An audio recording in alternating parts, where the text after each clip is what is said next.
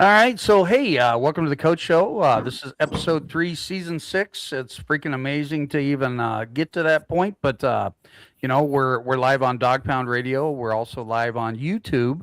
So if Facebook happens to give us the old middle finger, you can go to YouTube, type in Coaching Culture and Athletics or Dog Pound there, and you can find us over there as well. For whatever reason, and we'll talk about Facebook during our What's Bugging Derek segment here a little bit later. But just of course, we need to go around the room and introduce ourselves. And we're still waiting on Isaac, but you know what? Before I do that, I do have to give a huge shout out this week to our Sportsman of the Week. It wasn't even particularly close this week. I'm going to go ahead and put it up there. Congrats to Ren the Bull Watson on winning this week's Dog Pound Sportsman of the Week. Not to beat my own chest, but watching him get fifth place in that type of a weight bracket, 215, at the Fort Madison invite. And I'll have Derek and all these guys, let's talk about Ren here as kind of our icebreaker. Man, he gets third at arguably the best tournament in Missouri, and then turns around and gets fifth and arguably maybe the top 5 tournament of the year. It's number one because we're Fort Madison. It's kind of like I'm Brittany. You know what, right? But let's talk about Ren. Let's toot his horn a little bit. Let's go around the room. We'll start with Cartright first. Yeah, man, Red's a dog. So he comes in and he plays linebacker for us. So on the football team, he had a good football season. So it doesn't really surprise me whatsoever at all that he's going in and into the mat room and going out to the mats and competition and doing a really good job. He showed that toughness all through football season as well. Responded to a lot of tough coaching moments, and super proud of him. And all he's going to do is keep going up. So, Cowboy. Yeah, Ren is an incredible athlete. All week he was asking in the mat room how he could get better, what he could work on. Other than he already knows what he needs to work on, he just wants other people's opinions. Just a hard worker. Didi.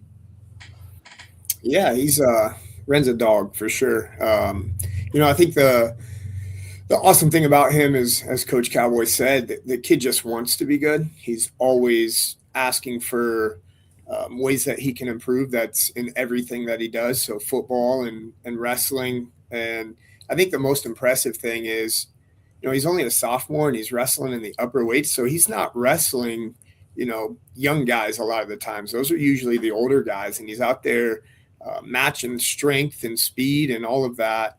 So really impressive young man. And I'll add to it. He doesn't look like a sophomore, and he looks like an NFL defensive end. I'm just going to throw that out there. He's got that body frame. I think that kid's going to win, guys. I think that kid's going to win a state title or two if he doesn't get hurt. What do you guys think? I think he has it in him. That's for sure. Yep. I believe he has. I do. What's that?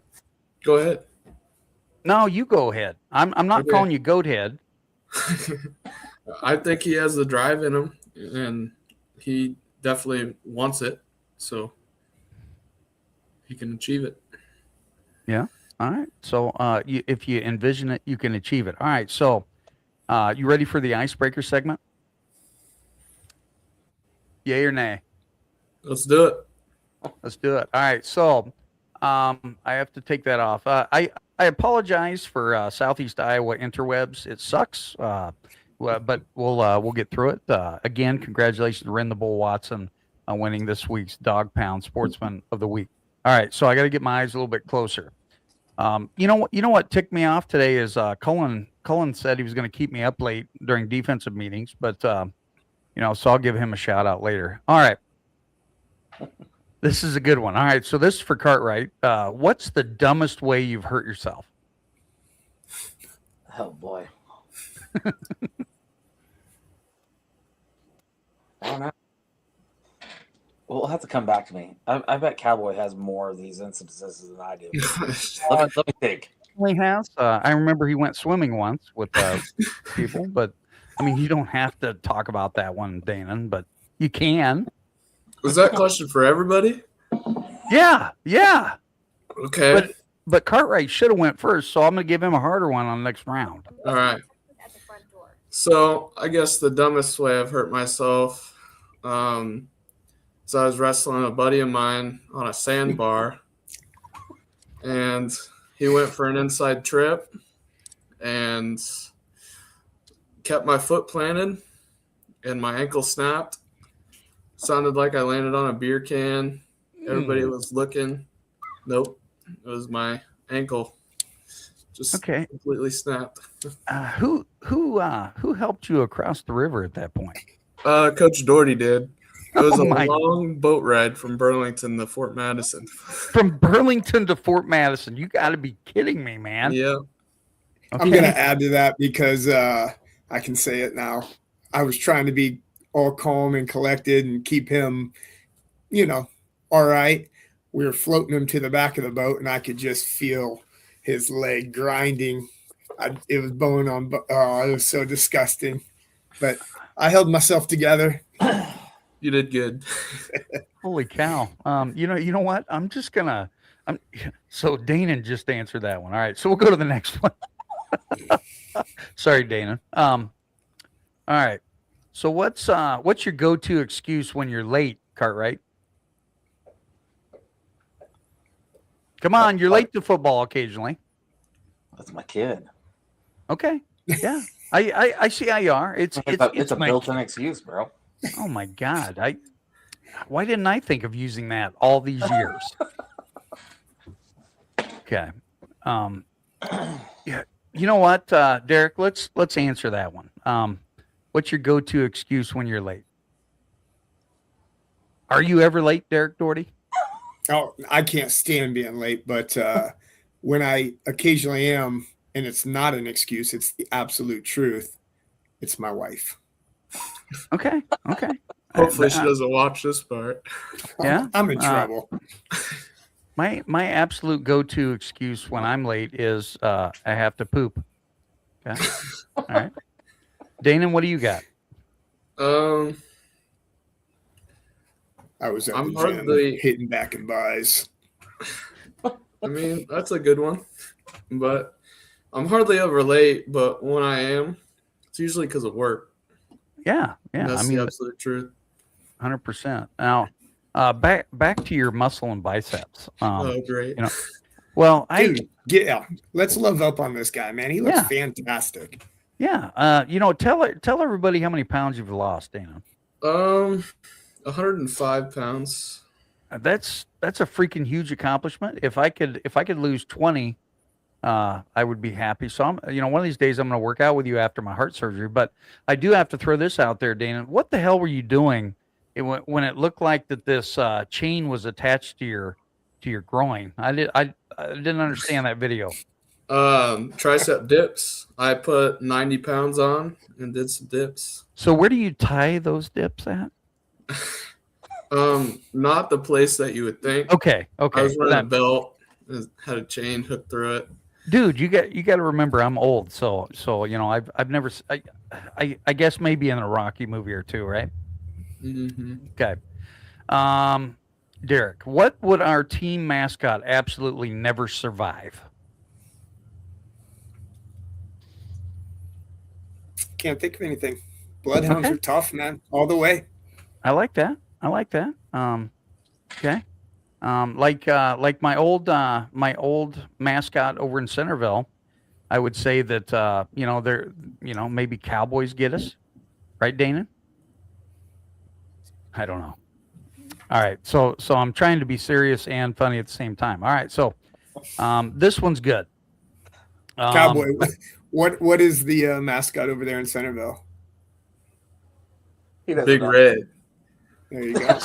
It's not Big Red. I'm just making sure he knew. Hey, and if you don't chew Big Red, then you. It's the Big Reds. All right. It's kind of like when I'm at freaking conferences in year 2, and it's Chuck Bank instead of Banks. Not Buck Chanks. No, it's not Buck Chanks, and you just, God dang it, Cowboy. All right, so the next one's for Cartwright. Okay, what's your most controversial food opinion? Food opinion? Food, yeah, not poop. Food. Food. I don't know. I have no clue. Pizza. Pizza? Yeah, man. That's a controversy? Yeah. Okay. All right. Like there's just all sorts of different kinds, man, and I don't know, like thin crust or tossed or deep dish. Yeah, like I'm a thin crust guy. You look like a thin crust dude. I'm just saying, maybe a little California, little stuff in there. I mean, obviously, it's not doing nothing for me. I'm not looking as good as Cowboy. Will you stop? Stop beating yourself up. But Cowboy does look good, man. I just got to throw that out there. Right? Okay, Derek. If effort had a sound effect, what would yours be? If I had a sound effect? Yeah. So I'll read it one more time. So if effort had a sound effect, what would yours be personally? Easy. What do you got for me? Huh? Cartwright said easy. All right, Cartwright. What is it? Ah! Okay, ladies and gentlemen, this is a PG-13 event after Cartwright did that, right? The kids make fun of me all the time because I say boom. So boom? I guess I'll say boom. I like that. Boom. I like that. Hey, and in all seriousness, tell everybody that would walk in your weight room and they see this big chain and this thing that they're banging around.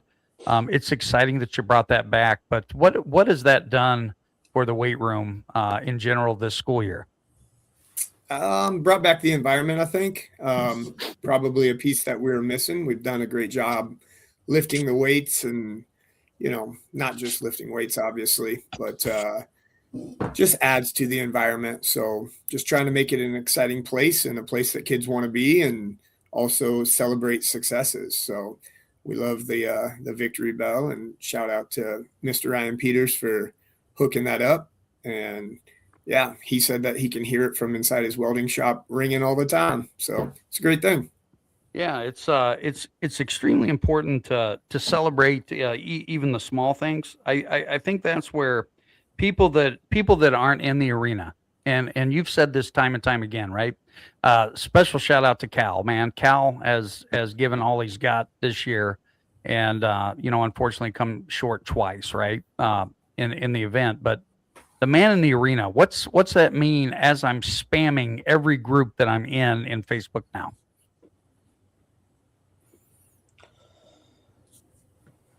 What does it mean? Who's that to? Any of you. I was a poet and didn't even know it. Danon, what is it? The man in the arena is, to me, is like, I don't know. I take it as a wrestling thing.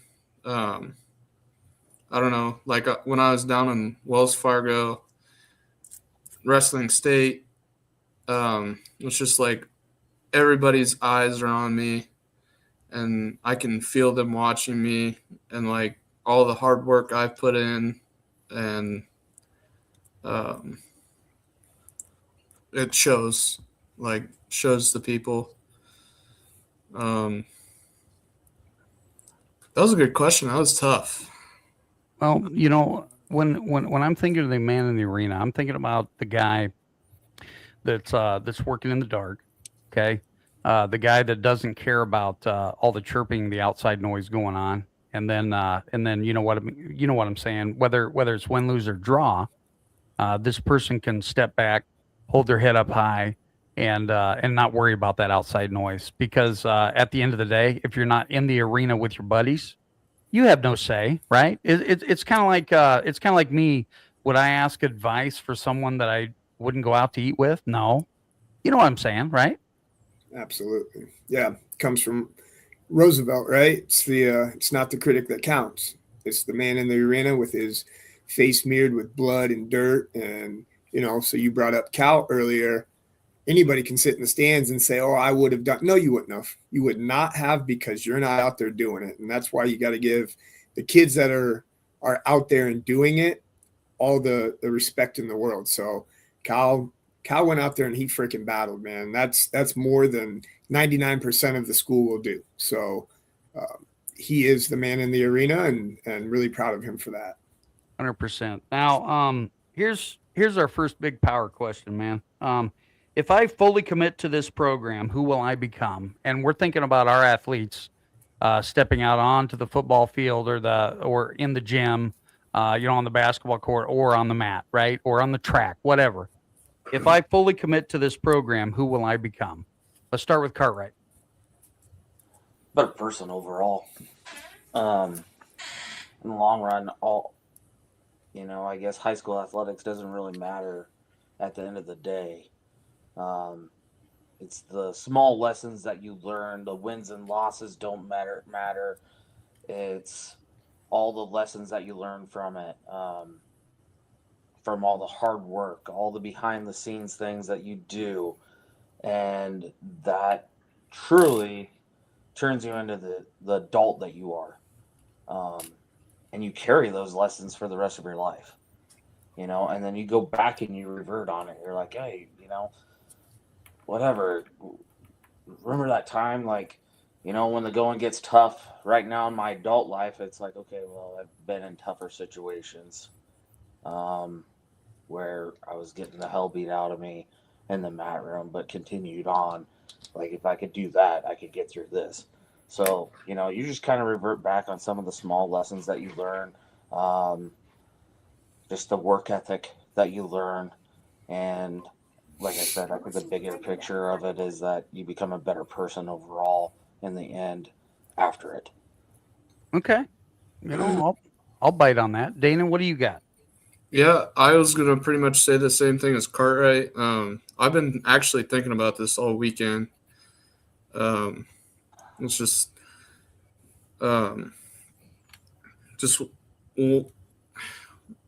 coaching the kids to become better people, not just focused on wins and losses.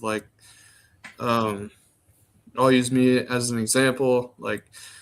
I was thinking about this a lot this weekend. I don't know where I'd be without all of you. And it's kind of why I got into coaching, is because I want to better somebody else as a person. And that's why I hang out with all of you guys. You guys make me better people, a better person.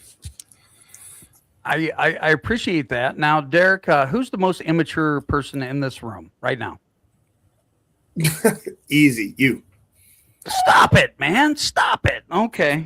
You know what? Bro, that was an easy one. Okay. That's kind of funny. It's real funny, actually. All right. So I can't even imagine.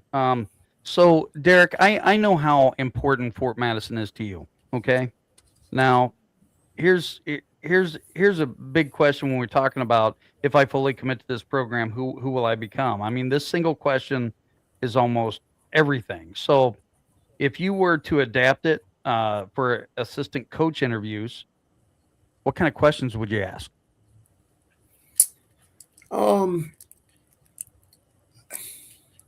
I would really try to dig into who they are as a person, because you can know all of the X's and O's and all of that stuff. And that's important, no doubt. Right. But you don't coach high school sports strictly for accolades. You're coaching, or at least if you're doing it for the right reasons, you're coaching to, as those guys said, make better people. Right. And, got around a bunch of great wrestling buddies this weekend, and we were chatting, and they know, football season's been rough, and they're checking in on me, how you handling it. And, I said, we'll find out whether this was a losing season in 10 years from now, because we lost the football games, but I think we learned a lot of great lessons, and we're building great young men.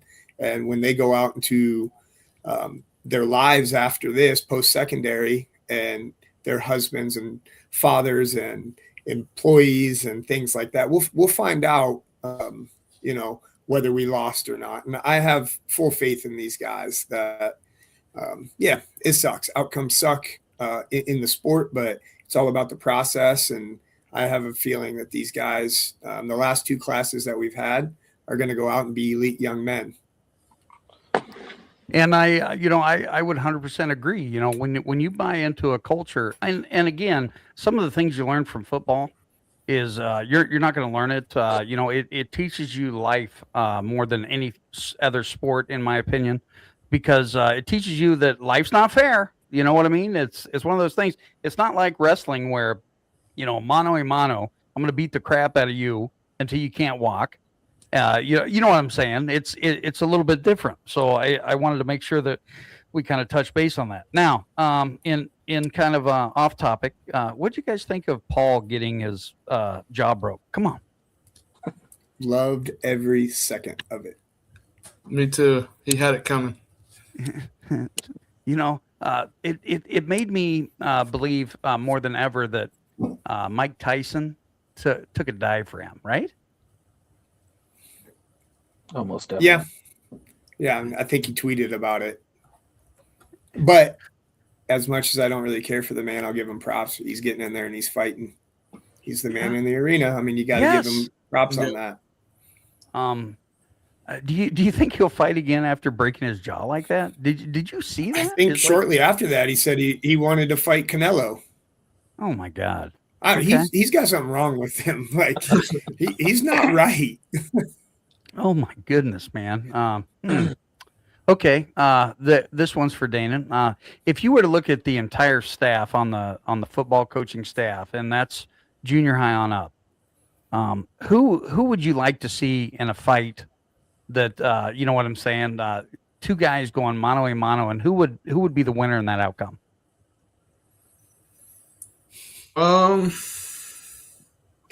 The kids already have the brackets out. I know. Yeah. Let's see. That's a tough question. Dude, I want to see Travis Cullen and Coach Smith go at it. I don't know. Have you seen Coach Smith's eyes? They look like my dog is getting ready to tear me out into half. I want to see Cartwright and TJ go at it. Ooh, yeah. We can make that happen. Yes. Coach I don't know. Christmas exhibition match. But hey, it would be a good one. So, Coach Doherty, I'm a little pissed off because the kids had me going out in the first round. It's a little bit ridiculous. I don't know. I just feel sorry for whoever has to go against Coach Smith. Yes. Who ends up winning that in the kids' bracket? Most of the time, Coach Smith. They're not dumb. They know. No, I can just see him right now with his headgear on, his mouthpiece ready. Yeah. You remember what it's like when he comes walking out of the locker room. He's got his headgear in hand, and everyone's like, "Oh no, here we go." Get ready to get pounded on. Yeah. Bear paws. Coach Smith, I believe that you've been called out to aisle 6. Anyway, that's funny. Logan Pinnock said in the singlet though, right? Okay. Yeah. Gotta wear the singlet. Or, I think I would be good at sumo wrestling. I don't know. But I am pissed off at the kids that they have me going out. And I'm also pissed off at the kids, Coach Doherty, that in a zombie apocalypse, I go down early too. Chuck. Man, they have no faith in you, Chuck. What were you saying, Dana? I'm sorry, but I would have you going down as one of the first ones. You just guys, because of all your heart problems. Okay. You wouldn't be able to run. Yeah. You're the sacrificial lamb. Hey, you guys, and I can see Josh Weichert throwing me down and I'm rolling around as the zombies freaking eat me, and he's laughing. All All I have to do is be faster than you. You don't have to be the fastest. You just can't be the slowest. That's why you trip them. Kirk Sherwood. Hey, okay. Okay, we got a question here. Brendan Faulkner. Thank you. How do you think the football kids will rebound for next season, considering consistency and youth? That's a good question. It's a great question. I'll jump in because I'm what do you call me? I'm the Coach. the defensive coach in the development of these kids. I will tell you that every one of our kids played up this year, and considering where they started at the beginning of the year, the group that I had, and where they ended as far as wanting to hit, wanting to tackle, and wanting to be coached, I can tell you that, man, they jumped leaps and bounds in one season. So I'm excited about youth. But I'm sure that the rest of our coaches definitely have that as well, or other opinions as well. Yeah, man, I'm with you. So, I think we've said that all season, and it wasn't just trying to make an excuse for how our season was going, but in the back of our heads, like, we just had to continue to, be positive and continue to coach our kids, and they're getting it, man. They were picking up things. So moving forward, I don't know what the numbers are, Coach Doherty. So how many kids we have that are coming back, but I think it's a heck of a lot. And 85% of the roster. Yeah. So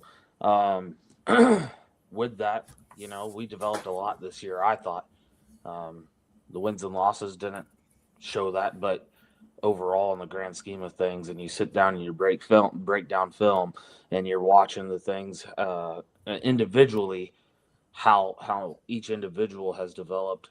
There was a lot of development, and all it's going to do is continue next season. Got a good question, and I'll let Doherty answer this one. This is from Logan. Do you think not having youth tackle football impacted some of the high schoolers, or do you think that it was something else? I don't. I'm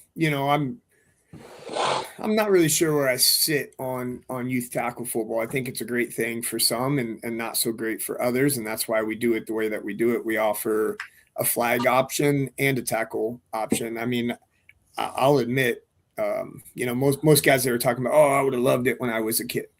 I wouldn't have. I was undersized. I was not a wuss. I wasn't afraid to be physical, but I was small. And the thing about tackle football for the youth that bugs me is that you have a kid, maybe he has a bad season or a bad situation in third grade. And now in third grade, he's deciding that football is not for him. And then fast forward several years later, and he's walking through the hallway, and we know what it's like. You're looking up at these kids. Hey, man, why don't you play football? And you get, it's just not my thing. Well, you decided in third grade that it wasn't your thing. So that's kind of my beef with youth tackle football. But, we've got kids that want to do it, and we want to keep them, in Fort Madison and playing with Fort Madison kids. So that's why we came back to it. Overall, do I think that youth tackle football makes you or breaks you in high school football? I don't. I think that you develop a lot of bad habits, and I think we see it in wrestling a lot. Kids that get away with a lot of stuff because of their skill level in elementary school. Does that mean that it's going to make them studs in high school? You guys can talk about that too in the wrestling room. It feels like we break a lot of bad habits to get back to fundamentally sound wrestling. So not falling to your butt and trying to elevate people over all the time and things like that, because they don't fall for that very often in high school. And the guys that you want to beat aren't falling for it. So I guess it all comes down to who you're trying to beat. But great question, Logan. And yeah, we added tackle football back in, and you hope that it creates the excitement. But as far as making or breaking a season, I'm just hard pressed to believe that it does.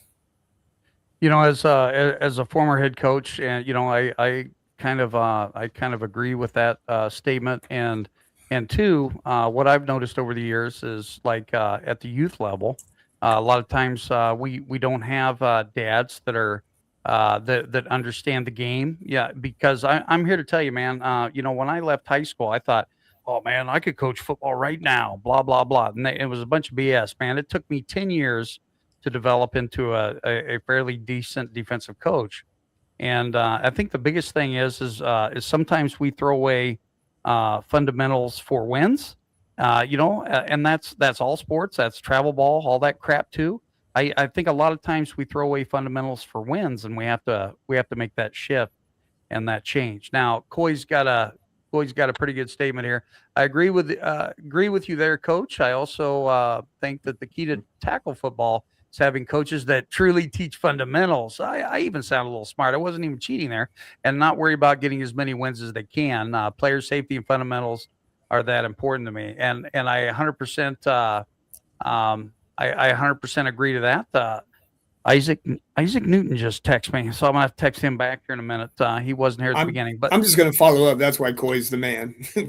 Congratulations on your season, Coy. Coy's doing things the right way, and he gets it, man. And he played in college, and having youth football, tackle football, did that make or break him?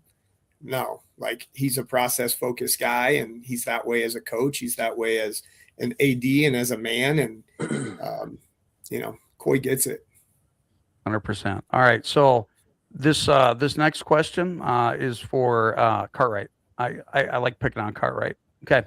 So how do you handle athletes who challenge you respectfully?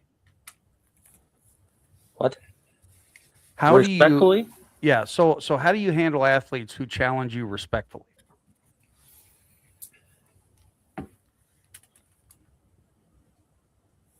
Are you using ChatGPT over there to answer my questions? No, actually, man, I'm doodling. I'm just messing with you. It's like my ADHD going. I got it too. Yeah. Hey, speaking of ADHD, I have a book. How do I coach them?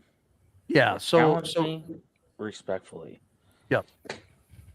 I mean, those are good conversations to have. If you're having an athlete that's challenging you, but they're being respectful to you. I mean, just treat them like, I don't know how to explain that. I mean, those are just ones those are easy to do. You're having conversations with them, breaking things down with them. Let me give you like a scenario. So let's say your linebacker's coming in, and we had just given up the 2 touchdowns in a row, but he's saying, hey man, should we check into maybe blitzing the C gap a little bit more? And he's doing that respectfully. How do you handle that? Well, they're the ones on the field, so they probably know better than I do at that point. So heck with it. What's the point of not trying it? Let's go with it. If it don't work, we go back to something else. So, not gonna chew a kid out for that. I like that. Anyone else have anything to add with that question? That was a tough one, and Cartwright's probably going to punch me in the groin later. But Yeah, I think as coaches, you love that, right? Like, you love kids that are trying to solve problems, not and we've got those kids. Hey, coach, this isn't working. Can we try this? As a coach, you love those guys, right? Like, they're smart, and as Coach Cartwright said, they're the ones out there. They know what's going on. We ask our guys all the time, hey, what are you seeing? We're not in the helmet, and I think with our youth, I thought our kids were becoming very smart this year, and they're starting to get the game of football, and that's going to be an exciting thing to have those conversations.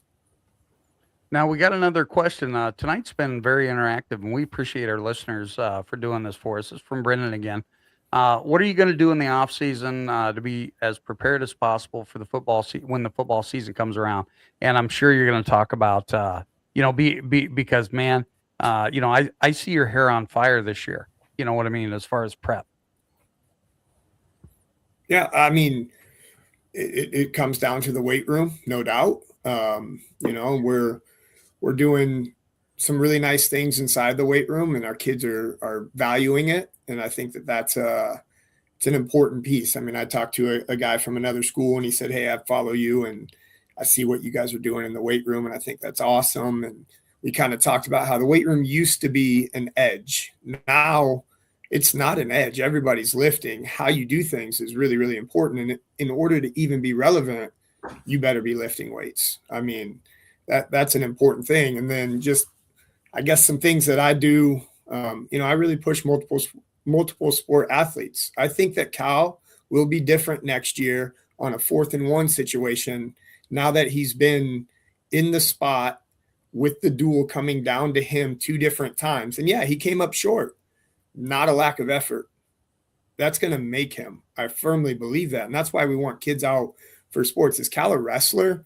No, but Cal wants to be good at everything that he does. And quite honestly, even though he didn't like the outcome, he was glad that it came down to him and he had that opportunity. He told me before he walked out on the mat the other night, you know, pressure is privilege. He's getting it. He's getting it, and he's growing because of it. So a lot of those things between the weight room, being out for other sports, and you know, leadership is something that we've lacked at Fort Madison. You know, you had a great class with Teague Smith and Ike Thatcher and Leif and those guys. They were leaders. And it's one of those, are you going to continue to, and I'm speaking about myself, are you going to continue to say, hey, man, we struggle with leadership, or are you going to build something in? And we've built something in. We've got a curriculum that we've been working on with all of our athletes. And, you know, leadership has got to step up. So here's our curriculum for it.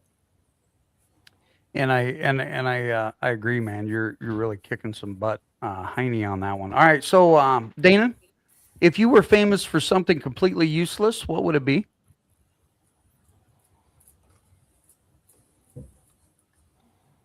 Famous for something completely useless? Yeah, what would it be?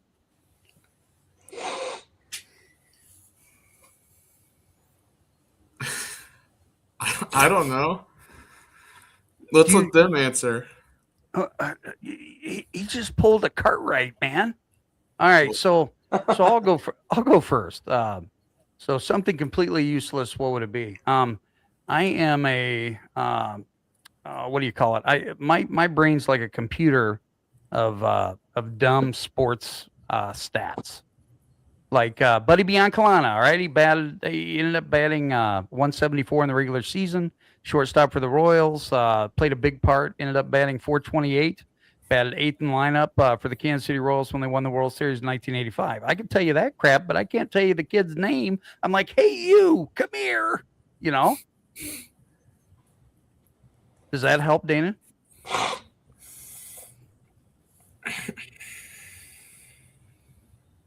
No. Okay. I mean, okay, so I'll give you another one. You want another question? Yeah, give me another question. What's a talent that you have that absolutely should not exist? Oh no. Oh, we want to know. It's got to be PG-13, Dana. Okay. Talent that I have that I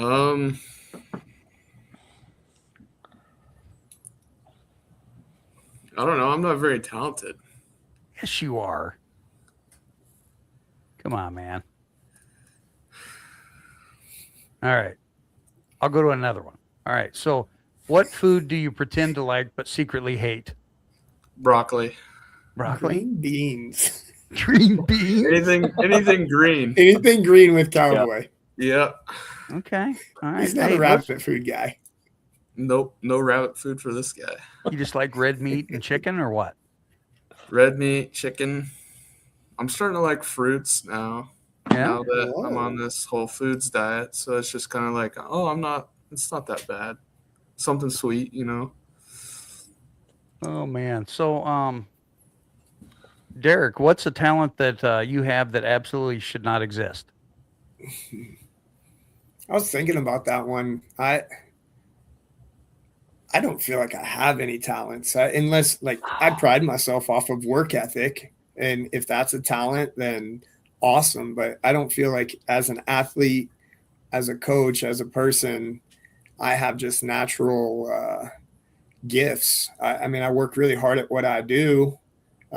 So I would probably say my work ethic, and I hope my coaches would say that about me. I know that I wasn't the most naturally gifted guy when I was an athlete, but I hope they would say, that dude worked his butt off. And I tell our kids all the time, and it's not poking at any other coach that we coach against, but I'm hard pressed to believe that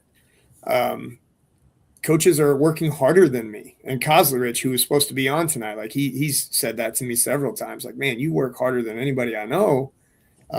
So I would say, if it counts, my work ethic, but again, I pride myself off of my work ethic.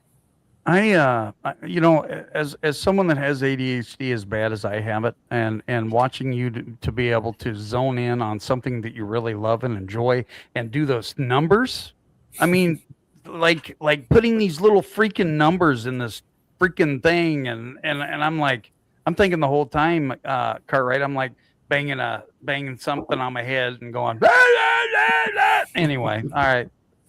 So, Cartwright, what's your most irrational pet peeve?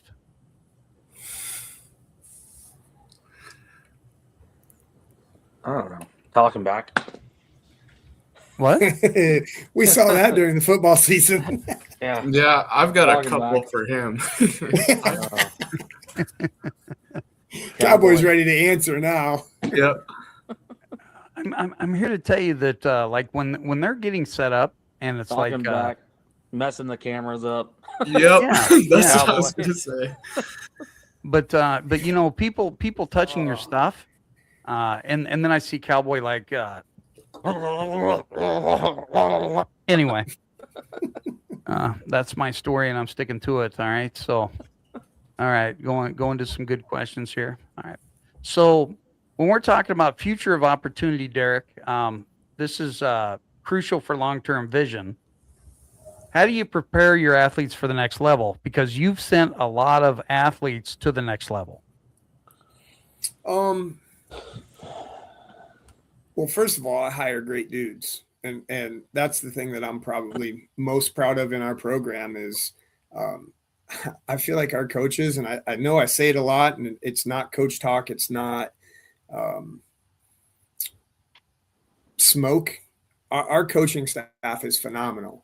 And that's X's and O's, but more importantly, how they deal with kids and how they help kids develop into good young men. And, we focus on, I feel, the right things. And so going back to your previous question about maybe work ethic or effort, we're an effort-based program, and talk to a lot of kids. I talked to kids today at Kids Club, hey, how'd you do? And they're either, hey, I won or I lost, right? I don't care about that. Did you wrestle hard? Did you go out there and give it your best? Like, I'm cool with the result. The outcome's going to be what it's going to be.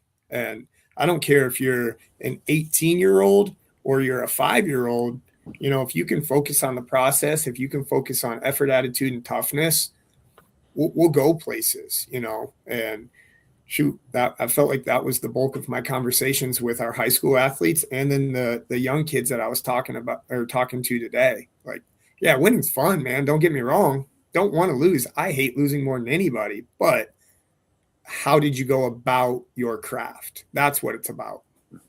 You think that comes a lot from your work ethic? Like just having a good work ethic, all that playing into that attitude and toughness. When we talk about, hey, did you leave it all out there? Like, we don't care what the end result was, as long as you left everything out there. You think that comes back? I think it was a lot of reflection. I think it was a lot of failures in my life. Never, ever, ever got anything that I wanted, right? I always came up short, and I share it with our kids, man. I don't hide stuff behind the curtains. Like, I've failed a lot and I came up short a lot.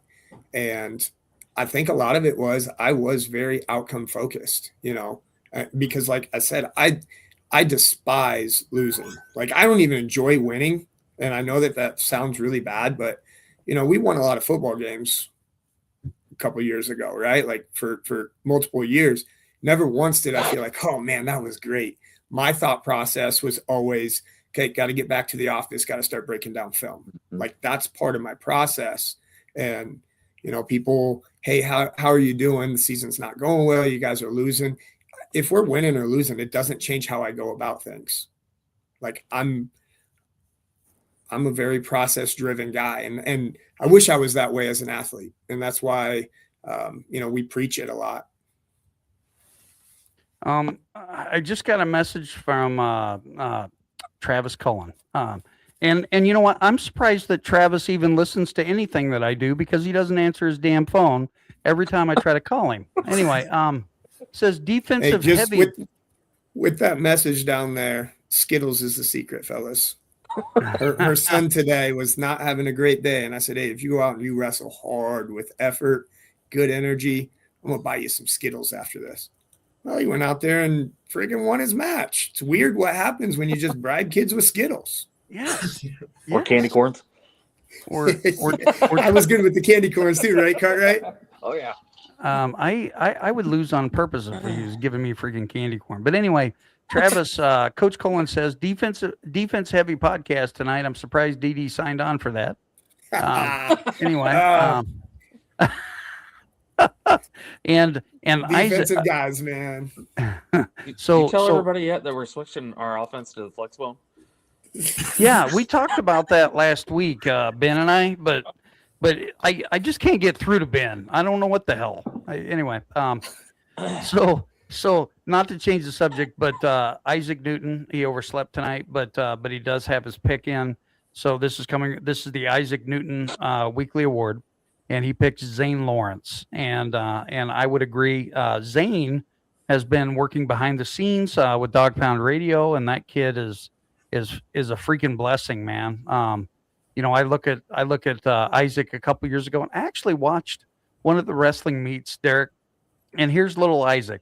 Yeah, I think we're doing pretty good, and now the guy's got a lower voice than I got, Yeah, I think he amongst all of our guys is probably, he's got to be at the top for effort, attitude, and toughness, right? Like, yeah, he's effort-based, man. And that's why he overslept. That dude had a long weekend. He was busting his tail. He busts his tail at everything he does. That guy's all in, and he's effort-based. And again, not everybody's a football player. And I'm so glad that we got him and we have him on our staff. And, what a phenomenal young man.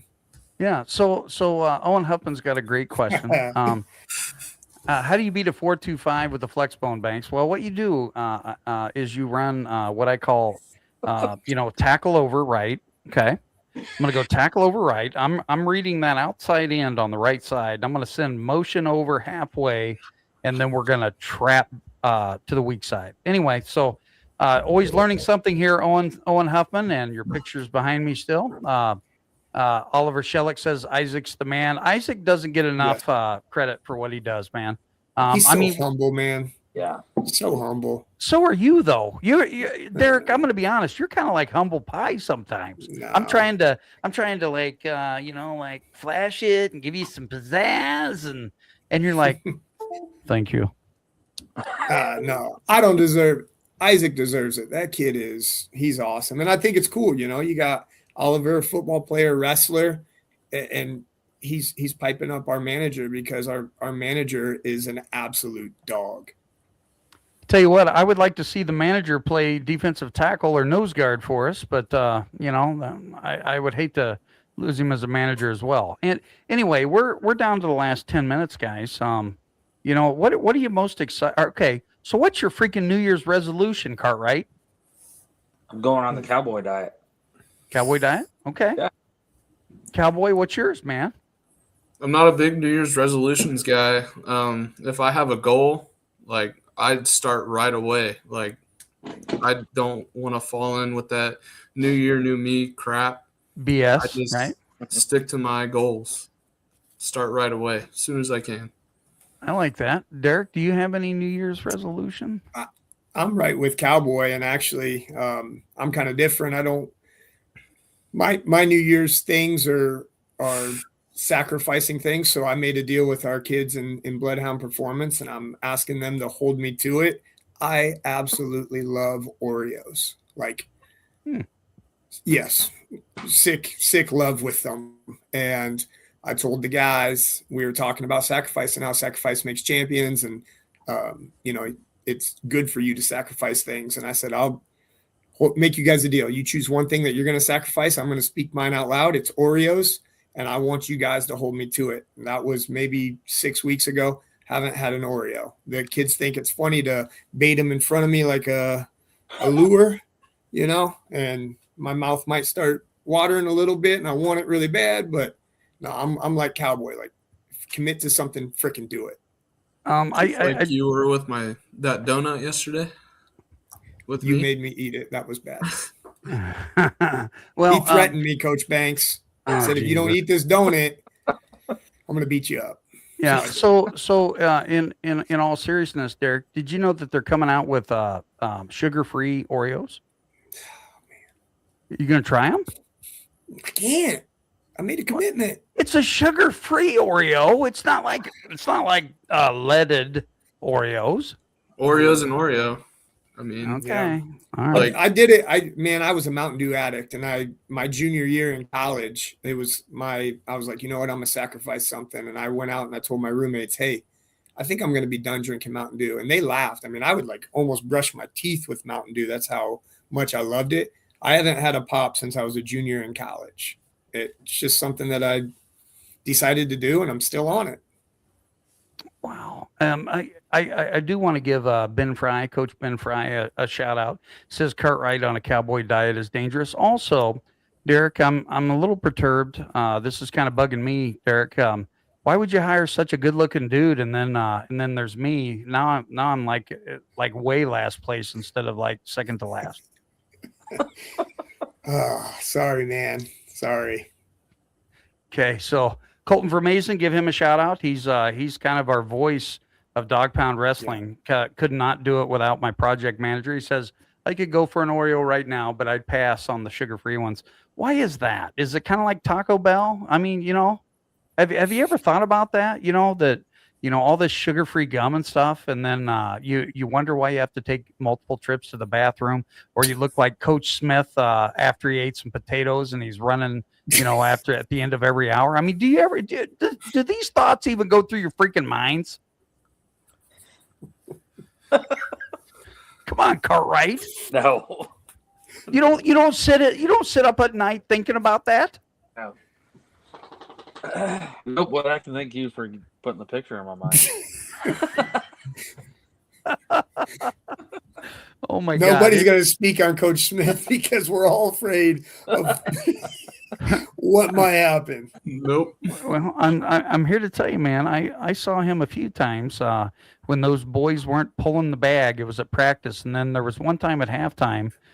We were at a Catholic school. All right, I won't even mention their names because they purchase every freaking athlete that they get. But anyway, I saw Coach Smith's eyes, and dude, he looked like my dog, and like my dog was, when he has eyes like that, I think he's gonna bite me. Yeah, Coach Smith, when he flips a switch, it's scary. Coach Doherty, do you want to talk about a trip in a van when you were an athlete with Coach Smith? No. Come on, just one story. No. Okay. Yeah. Anyway, hey, we're down to the nitty gritty. Do you guys have any shout outs that you want to? Who do we want to shout out? I'll start. My wife allowing me to screw around and promote this Dog Pound Radio to where it's at right now. A shout out to her. Obviously, a shout out to all the guys and the dudes that helped us film and post some video for a lot of our parents and stuff. It's a blessing. All the sponsors. Again, we couldn't do it without you. So we really appreciate all the help, so we can promote Fort Madison. And that's truly what it's all about. I talked to the superintendent, the new superintendent for us, and and he's really excited about as Dog Pound's kind of blossoming out. Dana, do you have a shout out? I'm gonna shout out all you guys. You guys are great inspirations to me, and I'm glad you guys allow me to come be a part of the staff and have fun with you guys. Cartright. They keep asking me questions, man. Well, no, you give me all the hard questions tonight. This is the freaking shout out. I don't have no shout outs. Shout out your wife, dude, your kids. I'll shout out to her. Okay. Let me get on here and talk to you for an hour. She's going to say, from now on, just watch TikTok or go 6 or 7. Anyway, Dee Dee?